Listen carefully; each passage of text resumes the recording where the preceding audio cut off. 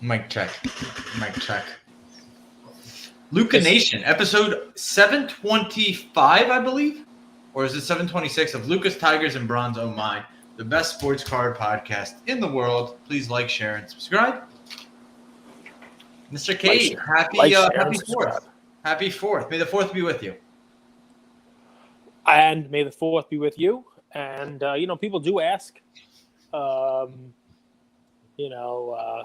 how you find content day over day. I mean, come on, you guys are doing a daily podcast. And you remember yesterday, I stumped you with some trivia and stuff. I mean, you get the movie quotes. People are loving that. You get the movie quotes. But I stumped you with trivia. I had the team that had not yet given out a $100 million contract to anybody. And what was a good piece of content yesterday is now no longer valid 24 hours later because Zach LaVine got a max contract for the Bulls. Deserved? It's interesting about what the word deserved means. I'm going to say yes, because the Bulls are likely not going to be a top team. They'll compete. They'll be middle of the road in the East. I don't think they're a real legitimate championship contender. And he very easily could have, tried to sign on with somebody for a little less money and try to win a title. Instead, he stayed, and Chicago paid him the full bag to make him stay. Because what else are they going to do? They're going to roll out with Andre Drummond and Lonzo Ball, and that's going to win him a championship. Drummond's on the Bulls now? Yeah, Drummond signed with the Bulls. Nice signing. Before we go down the NBA rabbit hole, let's have an NBA talk today. All that. Just 2 seconds, guys. Thank you for all the support. Thank you for all the support with SGC submissions. They're turning those around extremely quickly. We just had a sub pop from the 22nd of June. So here we are 9 days later. I'm going to pick that up. 100 cards are going to SGC this week. Our Whatnot consignment show, if you guys weren't on it, was epic today. We had 2 signed baseballs, Acuna and Vladdy G, a signed jersey by Tatis and a signed jersey by Acuna. And why we're doing that is because everyone has breaks on Whatnot, but we wanted to do, as we always do things, a little bit differently. So you could come there, you get a gift for your father, a gift for a friend. It's not just base cards that we're unloading on you. It's, hey, what's cool inventory, cool things that people actually genuinely want. So please follow us on Whatnot, Luka Nation. And if you haven't subbed SGC, it's $25. You ship the cards to me. I pick them up, hand deliver them every week. That's it. That's the sales pitch. Over, out. Send Cage a few mean messages about how annoying Andrew is, and then move the fuck on. Easy does it, dude. I like it. Listen, I mean, it is what it is. Easy does it. You're you have an army of informants. You are Jack Nicholson from The Departed. You sell yourself short. It's the white glove service. It has nothing to do with anything else. It's what you're doing, right? It's a sub, and yes, it's grading, but if you're not gonna puff out your chest and toot your own horn, as they say, I'll do it for you. I mean, you're getting them in. You're cleaning, you're packing, you're prepping, you're driving them to SGC, and you're going there and picking them up when they're ready. You're going to the post office. You're doing all this stuff. You're turning it around and putting a nice bow on it with white gloves on, making it easy for SGC to turn it around for you. So people do say you get what you pay for. With you get more than what you pay for. So it's kudos to you. Kudos to you. All right, now NBA. I think the move of Gobert to the Wolves, I think, were a team that was, what you have to look is behind the numbers. I think what we're able to do is look behind the numbers, because last year the Wolves, we've talked about this actually, they gave the Grizz quite a fight. And I would say the Grizz are a team that I'm a little bit, I would say outperformed expectations last year, and I expect them to regress. I think the Wolves a little bit actually underperformed what they could have done, and I expect them to take a step up. So those are 2 teams I want to talk about. The Wolves getting Gobert, and now, Cage, look at that team. That team is huge. Who's going to match up with that team? The Orlando Magic. How? Is the only team that can match up with them in height. Because, I mean, you could put Cole Anthony on the bench, and you got a lineup that Banchero at 6'10" is the shortest guy. They re-signed Mobamba. They got Banchero. Wagner is 6'11", and they signed Bol today too. I mean, literally, they could put a starting five out there with no one shorter than 6'10". Jonathan Isaac. I'm just making a height joke. Here's my take on what you're talking about. Jonathan Isaac is one of my favorite players. He's on the Magic, and he's coming back. On the Magic, coming back. Yeah. Yeah, but That's the what I Magic's mean. Okay, I'm just saying in height. They can field the team with a starting 5, 6'10". Twin Towers, be damned. Here's what I say about that Wolves thing. I hate doing this. I agree, but I'll take it one step further. Very rarely do you have a trade like that with a top name in it where I'm going to say both teams won, because that does not happen that often. But I believe that this move was a win for both Utah and for Minnesota. Now, we've talked about Rudy Gobert. You don't like him. You don't like him because he is non-offensive. He doesn't play offense. It doesn't guard on the outside. He's not a big man who can guard the big man on the outside. Pairing him up with the team that he's joining now there's no lack of offense. He doesn't have to play offense. They have their offense from Towns. They have their offense from Edwards. They have their offense from D'Angelo Russell. Like, they don't need him to play defense. And Towns can guard a big man outside if he needs to. And Gobert can be the ultimate rim protector. Does it make them a title contender? No. Does it make them the most serious contender that they've been in a long time? Yes. And it makes them a problem. Now other teams have to game plan for them. Utah, on the other side of it, they got a king's ransom for a guy that you know what the ceiling was while paired with Donovan Mitchell. You saw it. That was a great regular season team. They were a great tandem. When it got to crunch time, they couldn't do it. So you already knew what you had. Let's build around Donovan Mitchell. Do you see what they got back?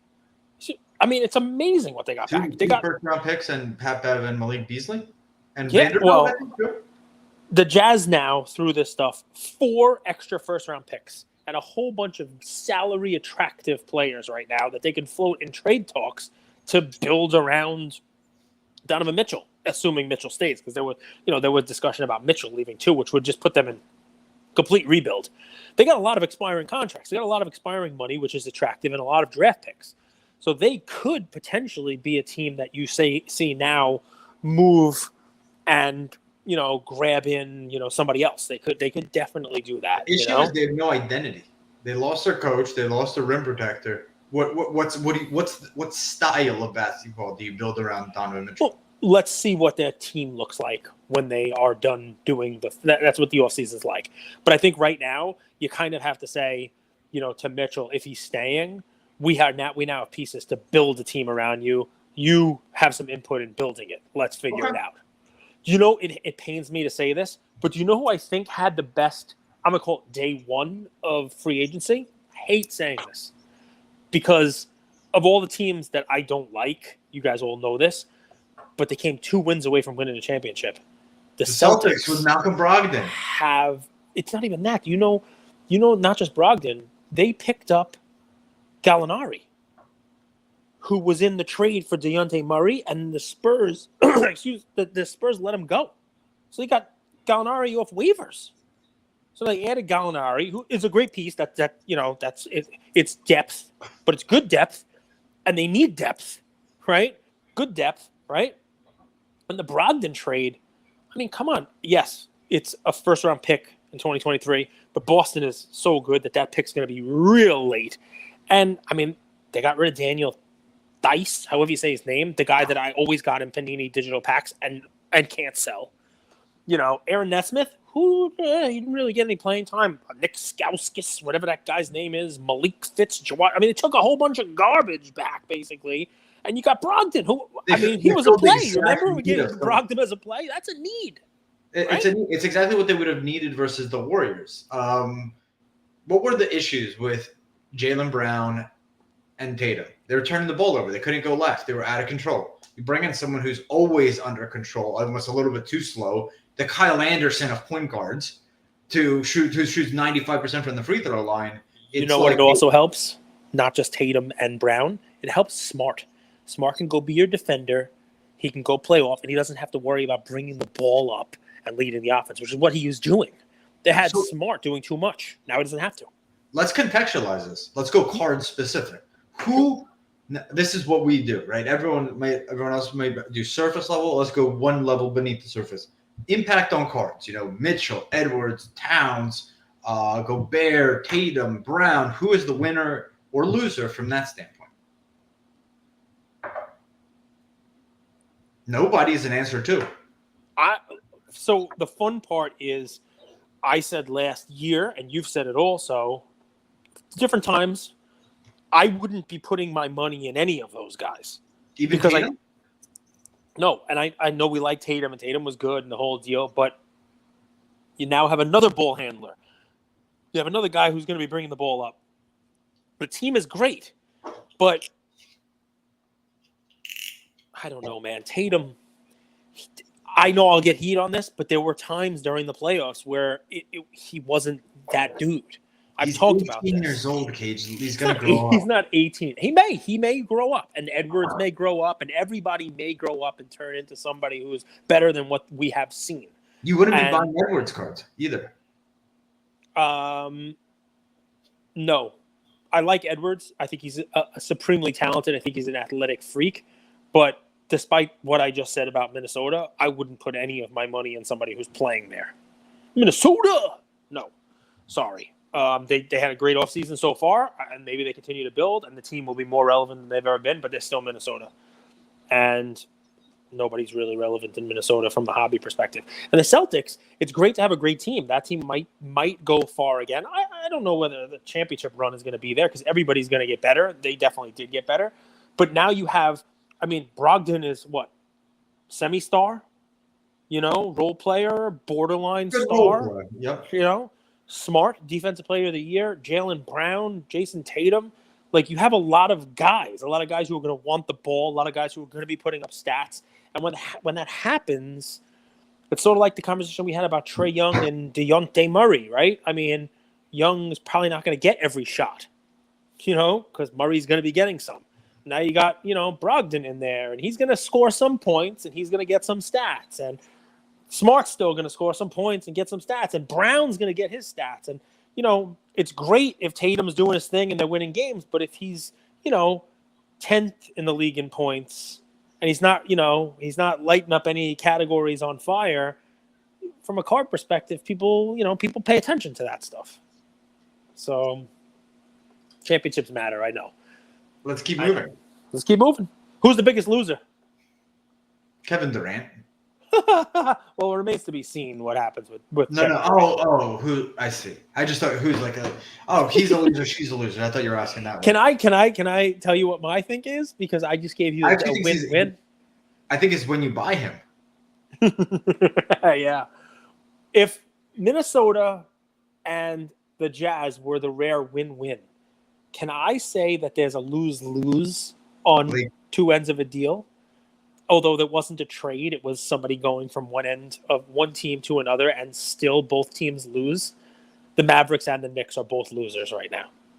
Both ends of the Jalen Brunson deal are losers. So Dallas lost Brunson, who may have been worth more to Dallas than to any other team in the league. So they should have been the one to spend money.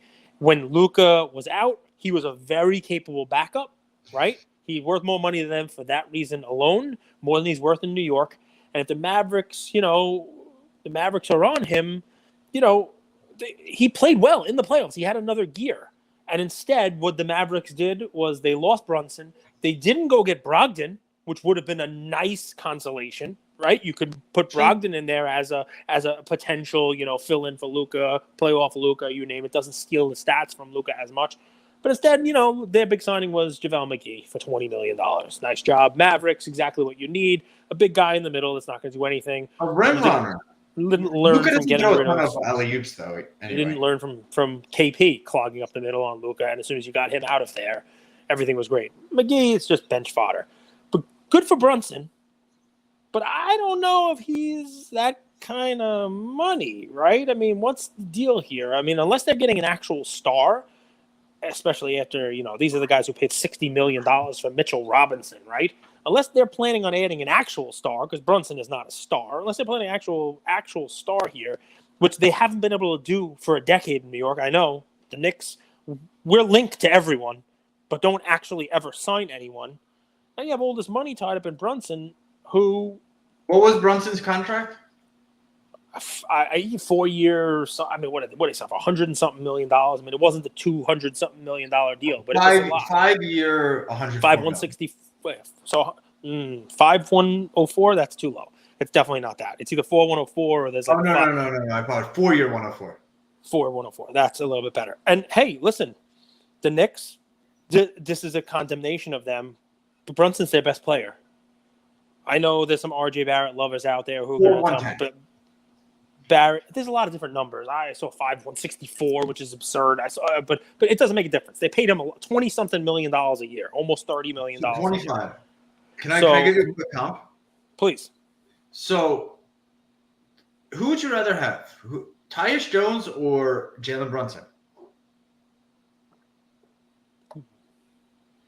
Different players, but probably Brunson. They're identical players. They're literally almost like carbon copies. And let me read you some stats. So Jalen Brunson, do you rate per 36 minutes at all? Only when I'm listening to the crossover. And really? No, I'm just kidding. That was rips first, but PER and all that stuff. The per 36. Per 36 minutes, 18 points, 5 assists, 4 rebounds. That's Jalen Brunson. Tyus Jones, 14 points, 7.5 assists, 4 rebounds a game. Tyus Jones got a $15 million a year contract, 2 years, $30 million. Brunson, similar numbers. Brunson's probably a little bit better. You guys let me know what you think in the comments. I think they're very similar players from watching them. Point guards, shorter point guards, not super athletic, but crafty, lead the second unit, can score, can pass, can do a lot of other things really well. There's my comp. And obviously for a lot less money. So a couple things. Joker, in the final year of his 5-year deal, he's making $60 million. 5 years, 264, eye-popping. Dude's 2-time MVP. It's only a 5-year deal. This isn't like baseball where they sign a 10-year deal and you pay him until he's 40. You know, you're going to get his prime. It's a lot of money, but you're going to get his prime, the MVP. And Denver, what are they going to do? I mean, he's awesome. They're awesome. Good job. My fun little talking point is this. The biggest loser, I think, is the Brooklyn Nets. But, and it's a huge but. You saw Ben Simmons' photo. The Nets could, if everything breaks right, could turn it around. And that's coming from a team that is very likely, possible, plausible to within a 6-month period lose Harden, Kyrie, and Durant. I mean, think about that for a second, right? Explain. All right. Durant's going to be gone. Issued a trade request. You know, this allegedly an irreparable kind of thing, right? And once Durant goes, I think Kyrie follows. I think that's just what happens, right? I mean, he's not going to stay there, play by himself, and do nothing. He's going to take his ball. He's going to go home. They don't want either of them anyway. So now, big loser. The Nets were, supposed to be champions. They're not going to be winning any championships for a foreseeable future. But here's why I think from loser to potentially okay, right?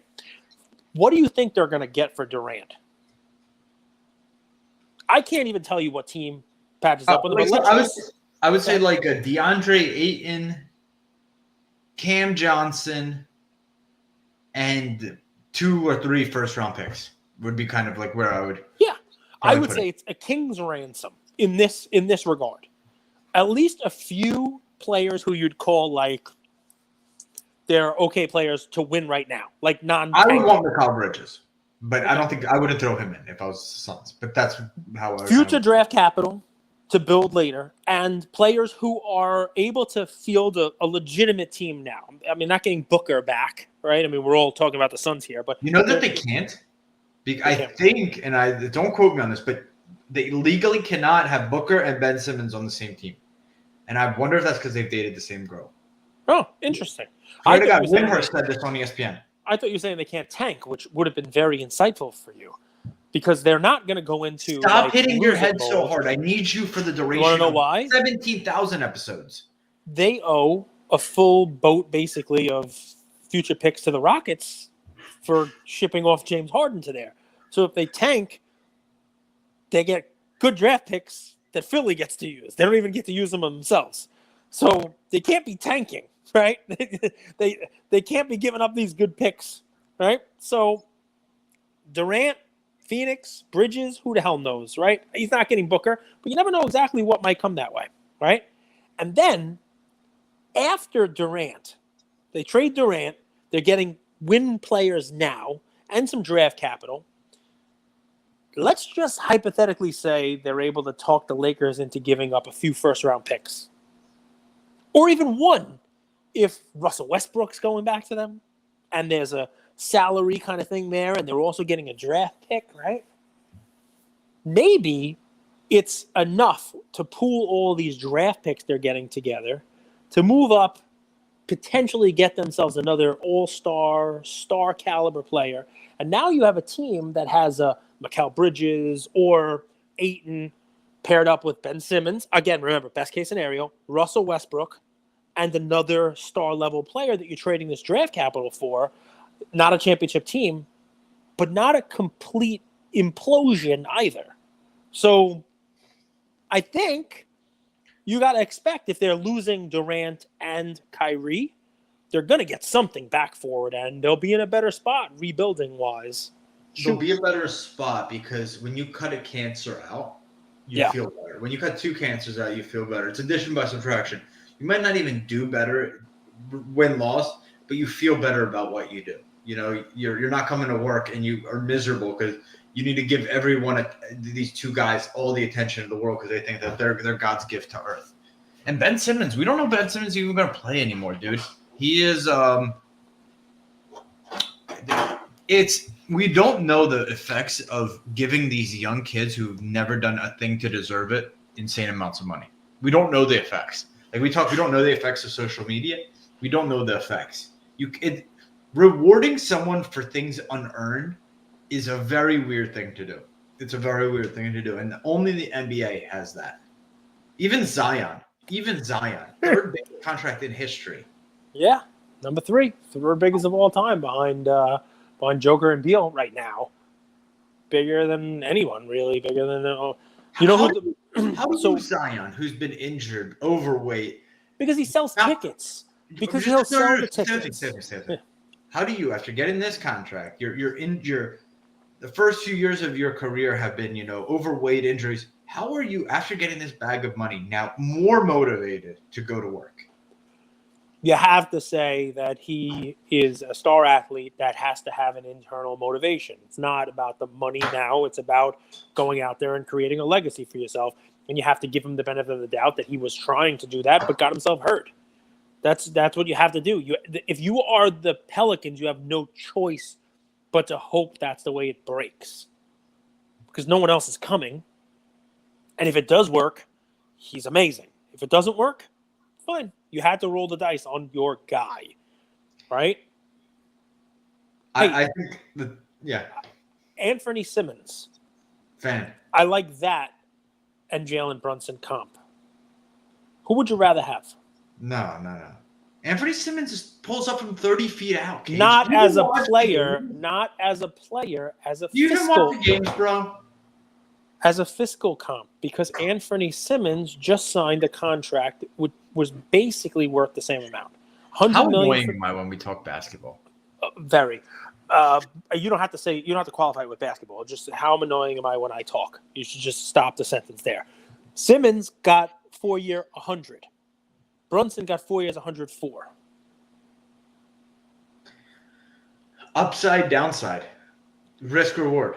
Anthony Simmons has more upside. More downside. And the difference, I think, is that Simmons doesn't have to be the best player on his team. He doesn't have to be the second best player. They have Dame. They just traded for Jeremy Grant. But why I like the move even better is Portland. Did you see the sneaky little thing that Portland did that weakened the champs? They got the glove. They got Glove Jr. They took GP2 for like $28 million. So, and that leads me into the next thing. I'm going to talk about the other side of the equation. You talk about the kids who they get their money before doing anything. Let's talk about two guys who are feel-good stories. Let's talk about two guys who are the other end of that. GP, go look at where Gary Payton played for the first 5 years of his career. Can you call him Gary Payton the second, please? Gary Payton the second. GP2. He went undrafted. Junior. Undrafted. Correct. Undrafted. He played for the Rio Grande Valley Vipers. Yeah, the Vipers. He played for several G League teams. And he went in with the Warriors, and, this is an elite defender. Cutter, runs the floor well, does a lot of good stuff. And he got his money, $28 million over three years. Not $260 million, but he got paid. You know who my favorite story, my favorite feel-good story, though, is? I love him. Lou Dort got himself paid. Didn't even get drafted. Earned it. Didn't get competed drafted. Every single day competed. Two-way contracts. That's how we got in the league. 87.5 over 5 years. Cage, do you see yourself as a Ben Simmons or a Lou Dort? Lou Dort. Even with that luscious head of hair? I'm a brick as a defender. That's what it is. Lou Dort. I don't need to score. And your brother is Ben? I'll let you score. You can score. You can go out there and shoot. And your brother's Ben Simmons? No, he's Andre Drummond. He'll fill the stat sheet, but nobody cares. But not really do anything. But not be a real star. The numbers are there, but it doesn't really matter. That's the deal. So here's the thing. You're right very often. Like if my batting percentage is 70, you're probably 71. Mm-hmm. But you were wrong about this. Or let me actually say this. I'm wrong a lot. Explain yourself. No, explain yourself. So your theory is if you could be a legend of the game, you're going to get love. But because you're a big man, you're not going to get love. Explain to me Dwayne Wade. Why does Dwayne Wade get no hobby love? Legend. Top 20 player. Top 15 player. That was an interesting jump. Dwayne Wade has nothing to do with the big man argument. Not a big man, but gets no hobby love. Tim Duncan, correct. Big man, gets no hobby love. Dwayne Wade, guard, exciting, electric, gets no hobby love. There are plenty of people who fall in the category of top 50 player of all time who aren't big men and still are not hobby relevant. It's not just big men who are great that aren't hobby relevant. That's the weird thing about this. And I mean, we talk about this, right? Right now, current players, you got people investing in Desmond Bane. Great player. Love him. Love to watch him. But what's Desmond Bane's ceiling? Is it Dwayne Wade? I mean, is it Ray Allen? Is it Paul Pierce? Is it? Come on, who else? You love Jaren Jackson Paul Jr. Pierce career. That would be incredible. Correct. And who gives a shit about Paul Pierce? A couple people. Couple randos like Paul Pierce who live in Boston. Someone bought a lot, 3 cards for $35. Yeah, I mean there are fans, there are people collect, but you're not spending, nobody's shelling out the moolah for Paul Pierce. Dwayne Wade happened to be ultimately when it comes down to it, you kind of want to be the guy of a generation, the guy of at least a decade, and Dwayne Wade played at the same time as LeBron. Who was drafted in the same draft class as LeBron. He'll always be compared to LeBron. And it's hard to make an argument that you should be the guy that people are investing in when you're not even the guy, the main guy at the period that you're playing. And look, you could say big man, not big man. Shaq was awesome, but people give Kobe way more love than they give Shaq. They do. They give Kobe a lot more love and Jordan a lot more love. So Shaq is kind of bookend by a Jordan and Kobe. You know what I mean? Dwayne Wade and all these other guys, Garnett there at the same as Kobe and LeBron. Pierce, Kobe, LeBron. Duncan, Kobe, LeBron. The big men's part of it, but in reality, go through the people who are, crazy investable. It's a handful of people. Same in every sport. We talk about football, right? Or you're still playing and you're speculable. Or if you're still playing, you're speculable. Still playing, you could speculate. Exactly. Still playing, and it's, but even that changing a little bit. And I happen to like Dwayne Wade a lot. I think he's a great player. I happen to like Tim Duncan. And I also will say maybe that changes a little. Maybe it changes. Maybe, as the hobby grows and more people come in it, maybe that expands. And instead of it just being we're collecting the number one player in each sport for a decade or a generation, maybe that expands to the collectability is the top 2, 3, or 4. Maybe Wade becomes, more collectible. But it also will depend on what he's doing, right? What was he hosting, a game show? I mean, right? Something about like a box, a cube, or something like that, right? So, Shaq might be one that moves into collectability because he's literally everywhere. Although I heard an actual a fun take on Shaq, and it was somebody said the reason why Shaq is not collectible, why people don't invest in him, is because we never had a chance to miss him. You never got a chance to appreciate him. I forget who it was, but you never had a chance to appreciate. Till it's gone. Well, because he burst on the scene in 1992 and literally never left. Played forever, won forever, and even when he was done, he's in your face. He's on TV. He's in commercials. He's got the general and the icy hot at the same time in a threesome. Speaking of that, exactly, yeah. Cage has a live audience. He Shooter McGavin's too. Oh, you like that? Yeah. Oh, Ian. He wants to go outside. Got you with that one. It was raining, and the rain stopped. He wants to go shoot some hoops. Speaking of that, though, I wonder what Snoop Dogg cards are doing. Talk about a guy who just stays burst on the scene and just stays. Whew. The guy, he's getting better with time. Cage. On a side note, let's add a little value here. Talk about national. Other than advice, bring a water bottle, make sure your phone's charged. Fantastic advice. But real, what do you think kind of is going to happen on the lead up to national? And I'll contextualize this for you guys because I am getting tons of cards for our Whatnot show, whether that's, I'm buying on PWCC for myself. We have a guy on our team, Uber Collectors, been done an amazing job helping us kind of get the inventory going or consignments. But Cage, look at this card. Yeah, I love it. This is a Barry Bonds 1994 Flair Hot Glove card. At its peak, this was about a $500 card, maybe $600 last March. This is now an under $100 card. Yeah. Now, not everyone, but the majority of people are talking about markets down. Oh my God, cards, content creators are leaving.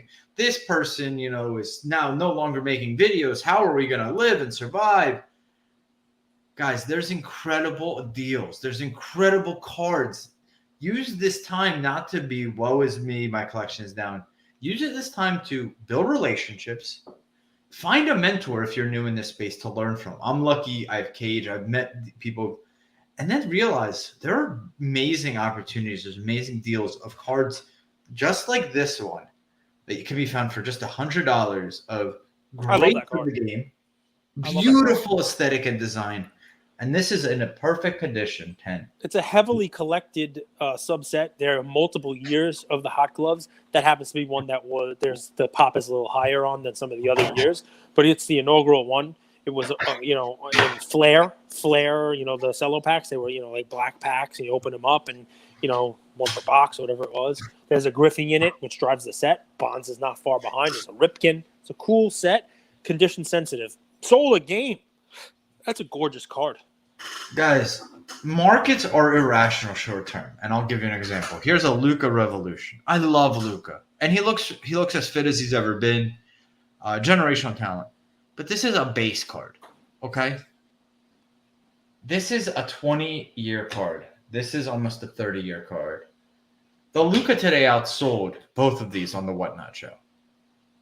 Be smarter. Don't be those guys. Now, if you're collecting Luka and you love Luka, fine. But Luka has infinity of these cards out there, of every single brand, style, color, look, pose. There might be one of him sitting on the fucking toilet and shitting. Oh, my God. But he looks in shape. Find these opportunities. Find these diamonds in the rough. Find these gems. Use this opportunity to be better. Is that an okay little public service announcement, Cage? Yeah, I mean, listen, I didn't do any research on it. I don't know what the pops are on those cards, but I mean, the thought that you're having there is if you can buy, a sought after and collected, because that Hot Glove, I can go downstairs right now and pull out 5 of them that I have from various years for you if you want to take a look. We're not dick measuring right now. You're going to beat me. No. The point is, that's not it. Growing. The point is, it's a collectible thing. There's not that many people who collect BGS 9.5 Luka Revolution cards. But there are people who collect the Hot Glove set. It is one of those, 90s inserts that people know when you see them. And it's Barry Bonds. So I'm on board with it, man. If your point is, use your money now to buy something that's going to have long-term viability and collectability. Take something that's 20 or 30 years old for stars of the game, against something that's probably got 10 times the pop and is selling for more. I'm with you. I would take the Soul of the Game and the Hot Glove over that Luka Revolution. What? Because Card Ladder doesn't always have these cards. It's a little frustrating. Where do you search pops? Right, like you go certification number off the top, right off the bat? You can if you want. Yeah, I mean, I just go right to the PSA. I mean, it's free. I go right to the PSA webpage. And what are you looking for? The Soul of the Game Griffey? Yeah. What year is it? 99. A second little theory I have, guys. And Friday night, Cage did a show 4 to 5 p.m. today on What Night. I did a show 5 to 6 p.m. They're kind of fun. We never did a doubleheader like that. A lot of you guys joined, a lot of familiar faces. I'll probably go live tomorrow as well because I have a ton of my own inventory. PSA 9, there's 36 9s. There's only a total of 60 total graded of that card. 17 10s, 36 9s. That's it. Luka's pooped out more Panini Revolutions in this week.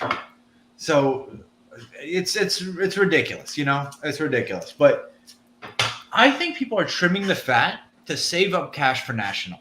That's my kind of hunch and intuition. I think there's going to be a lot of – remember how last year's National, it was very it was fun, but it was much more like kind of gazing and enjoying, maybe a little trading, not a ton of buying. I think if you go back to last year's episode, you even said not a ton of buying.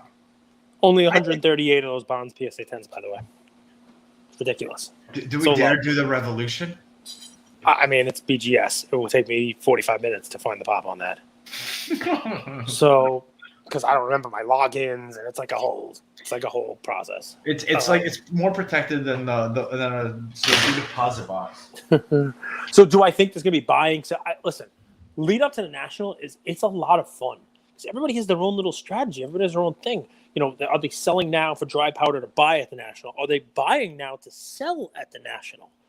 Right? Are they buying quarterbacks because they want to sell quarterbacks at the National because people are going to be looking for football because football is going to be popping off? Are they buying basketball cards based on, the rumor mill and the free agents and whatnot? I got to tell you, people have been asking me for advice. I've been giving out hey, take it sideways for 1 second. The biggest question I've gotten the last week multiple times is, hey, Cage, you say at the end of the episode, if you have any questions, blah, blah, blah. I took a little bit of lumps last year. Or I'm getting back in. If I had $3,000, $4,000, $5,000 to invest, where should I put it? Right? And I never answer it the same because I always say to them, I need to know more about what you want to do. I need to know the risk profile. I need to know what sports. And one guy I gave, Barry Sanders 89 score football, and he came back and said, well, what about hockey? What about like Ovechkin? And what about, a Young Guns? And what about this? Austin Matthews. And I said, if you're a hockey person, now's the time. I'd be buying hockey now if I was into hockey. I'd be buying Austin Matthews now. No one's looking at that. Season end. Cups in Colorado. Buy your Austin Matthews. Buy your Ovi. Buy that stuff. And buy good stuff. Buy stuff that no one's looking at. Buy baseball stuff. I gave cards like what you're talking about there. 100%. 100%. And because chances are those are not going to get beat down. They've already been. They've been. They had a little run up, but they've already come down, right? And those are the ones that will come back. But I love the month-long lead up to the National. Everybody's a little more excited. Everybody wants to have something to look forward to. It's why you plan vacations, right? It's like, all right, I'll get through work. It's only another month. A countdown. This is like the pilgrimage here for the hobby. People enjoy it. People want to have a little excitement. Be honest. It's been a 2-year vacation since you met me. Pretty much, vacation from sanity. I might not. I mean, it's a vacation. It's the vacation that ends up in the closed Wally world. Cultural sanity. Do you know what that is? A vacation Wally? that ends a closed Wally world. A vacation that ends up with Wally World being closed after a whole crazy road trip. You know what movie that's from? I'll give you a hint. It's a movie about a vacation.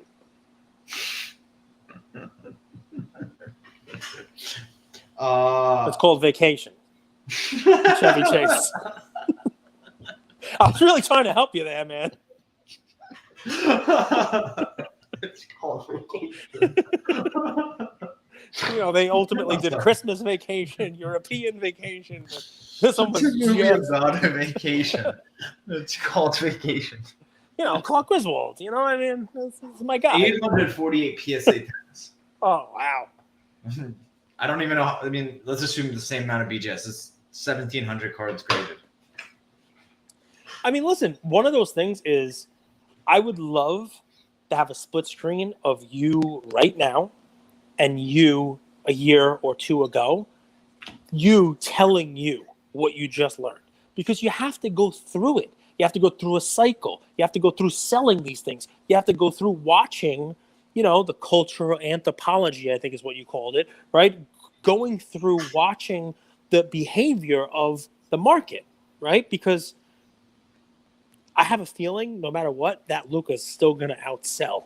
Now, that doesn't mean we can't provide value to the people listening to this and teach them. Maybe they're the ones that will learn that. But you can also flip that and say, maybe you should be buying Luka because people will want to buy Luka as long as your time frame on it is you're selling it when the season starts. You know what I mean? Which, yes, it's pump and dumping, and we're not really in collecting if we're planning on buying it now and selling it in a month. But there are more than one way to do this little hobby. Collectors sell. I've seen the ultimate collectors sell. You're smiling because you're even thinking of a few.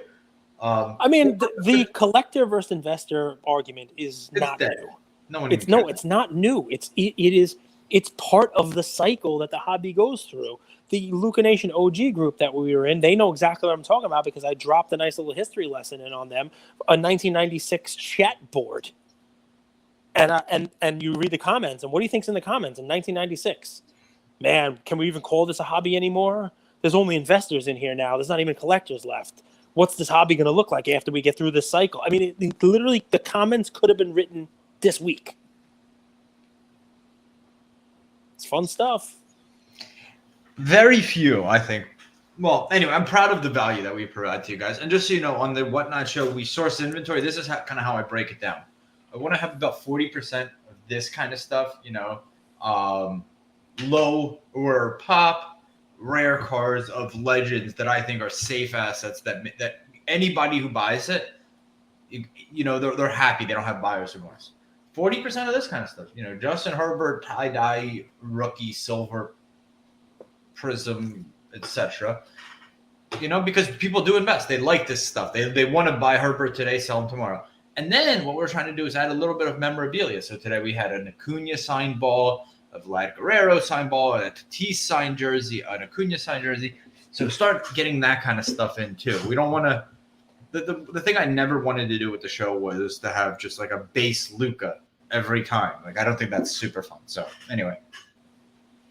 My stuff is all over the map. I sold wrestling cards today and a batch of Damian Lillard cards, and I sold. We gave worn jerseys. I gave away a Star Wars autograph. We were everywhere. You were. I was all over the place.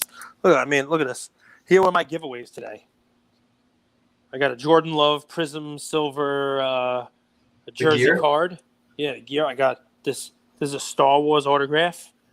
I gave away a Halley rookie green and red prism from Select. Cage, he's fallen out of flavor a little bit, hasn't he? Well, you got traded. It makes it tough. I gave like a Luka Hollow, a Mbappe. I gave away a Zach LaVine. There's a Trey Young. I like giving stuff away. We get enough people in there, and I'm like, all right, you guys are here. Let's do another giveaway. Back-to-back giveaways. Just free stuff. Because it's fun, And, we get people in there who the giveaways, that's all they have. I'm starting to build a collection. This giveaway will be like one of my first cards. I'm like, okay, that's cool. Message me on Instagram and see if I can't build up your collection a little bit for you. Help me clean my basement. No, in all honesty, I got to tell you guys, it's 3.5 weeks until National.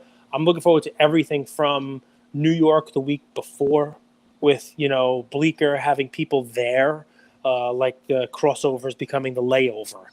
Chris Hodge and Josh, and they're going to do their thing.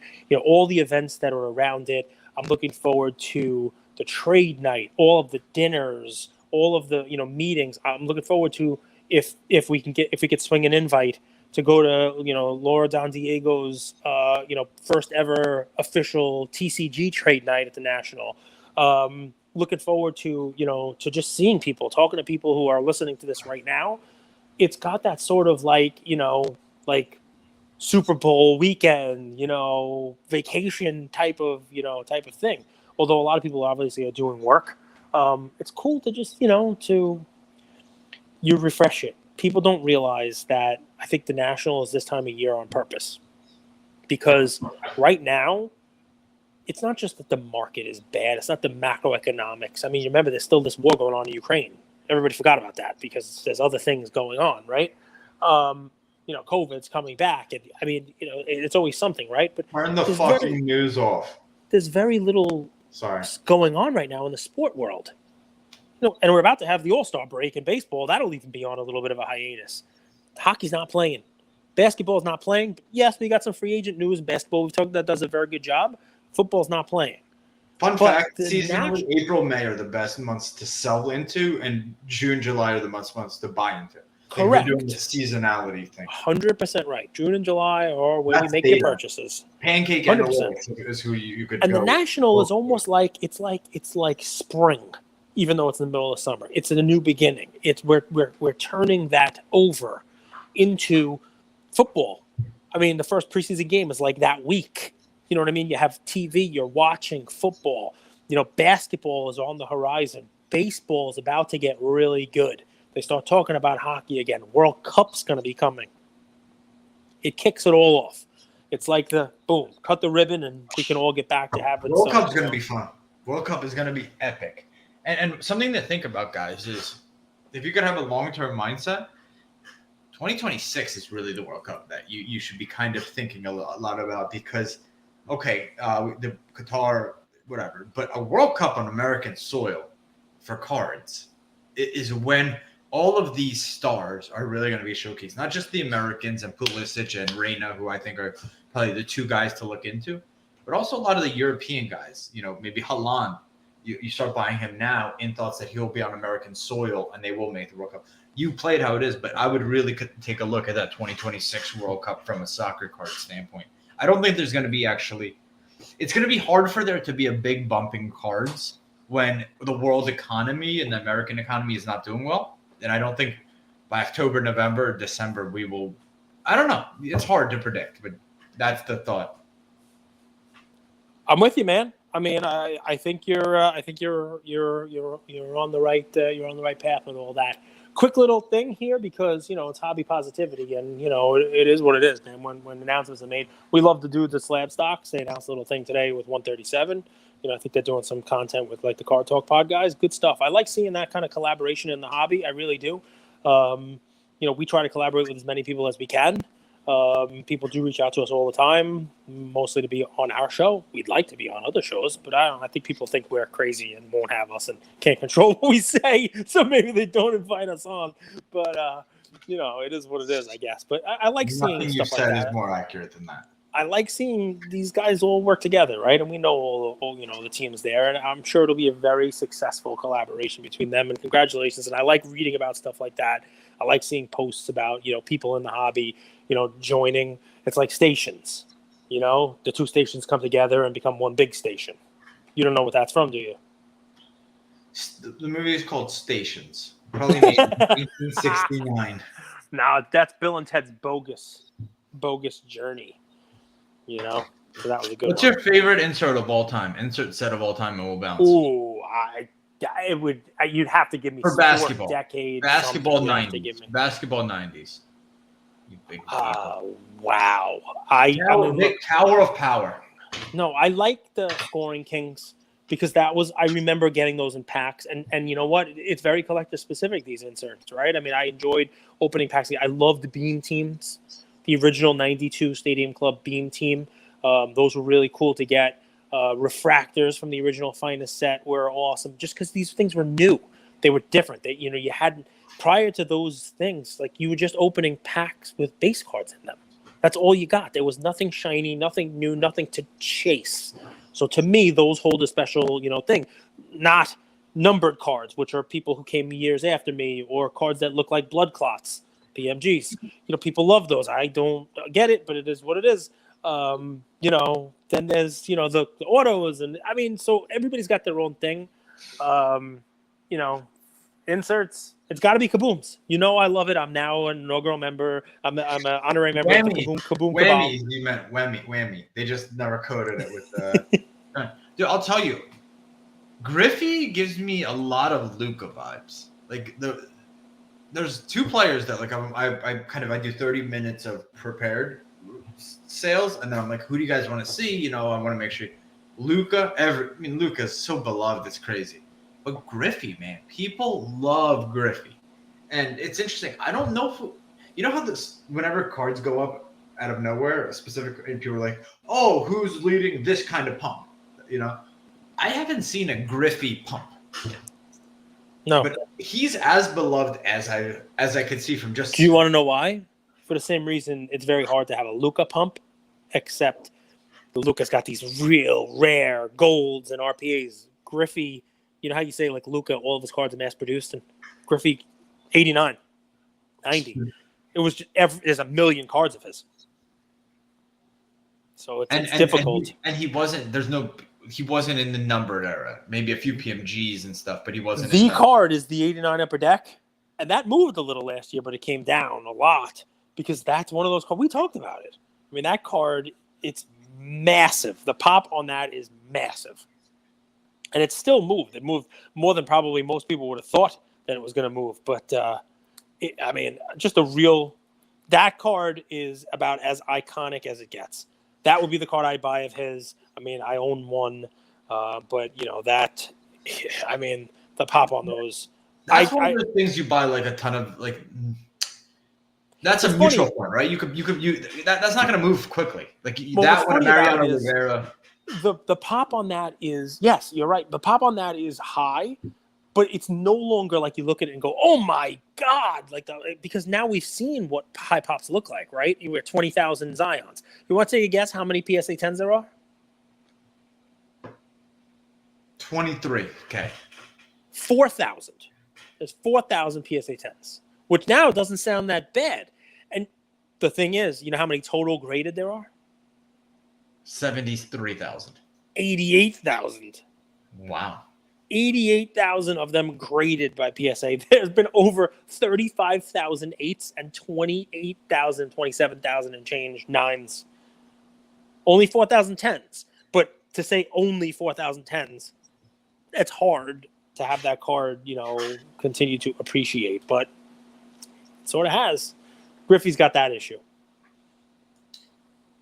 We'll wrap with this. I mean, another phenomenon that I found is, so I auctioned off a Jerry Rice SGC7 rookie card. Sold for like a little less than $100.